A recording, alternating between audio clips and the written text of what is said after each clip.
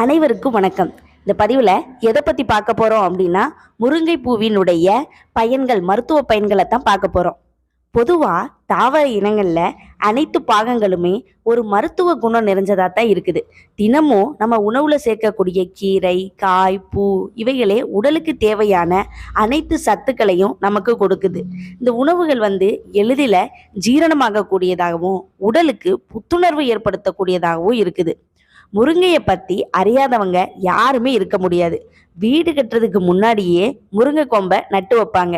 அது வளர்ந்து மரமாகி காலங்காலமாக பயன் கொடுக்கும் அப்படிங்கிறதுக்காக. முருங்கையோடைய பயனை பற்றி சொல்லணும்னா ஒரு புத்தகமே எழுதலாம். ஆயுர்வேத மருத்துவத்திலும் சரி, சித்த மருத்துவத்திலும் சரி, முருங்கையினுடைய பயன்கள் ரொம்ப அதிகமாகவே இருக்கு. சித்தர்கள் முருங்கையை பிரம்ம விருட்சம் அப்படின்னு சொல்றாங்க. முருங்கையினுடைய இலை, பூ, பிஞ்சு, காய், விதை, பட்டை, வேர்னு